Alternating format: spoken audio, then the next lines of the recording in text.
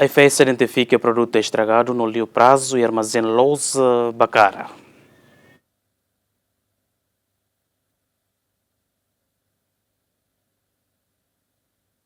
E a segunda é a Autoridade de Inspeção na Fiscalização da Atividade Econômica Sanitária no Alimentar, a inspeção na fiscalização da Lousa Bacara e a OECUSI também retam queixa do consumidor katak, Lousa ne fam produto liu prazo ba consumidor sira.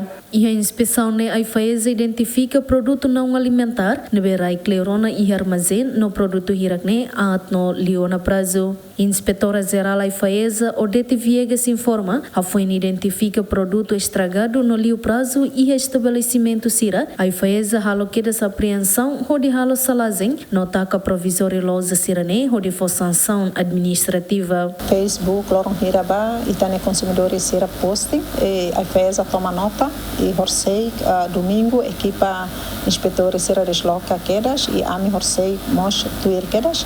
A mi vai a loja Bacara e tahetan katak infração do que da ser comete.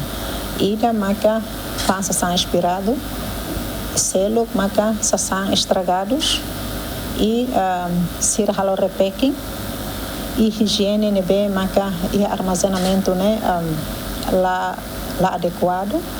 Sira rai sasang na be maka produto hahang no los ai hang sira kahorde equipa tem que tu fali para tarefa identifica fali kata se sira halo na fatin produto no be expira é tan sanção administrativa no be maka bele husi moderado to grave irane maka ita se aplica basira. Além de Lousa Bacara e Ramos Lousa sira selo que nebe IFES identifica comete irregularidade anisam fam produto sira nebe liona prazo no fatin la higiene. Tuir decreto lei número 70/2023 com a regime infração administrativa contra a economia no segurança alimentar, empresa bot nebe comete infração coman se aplica coima $1 rihun rua atus lima, to rihun sanulo, no benhira infração grave se aplica coima $1 rihun sanulo to rihun hito nulo resin lima.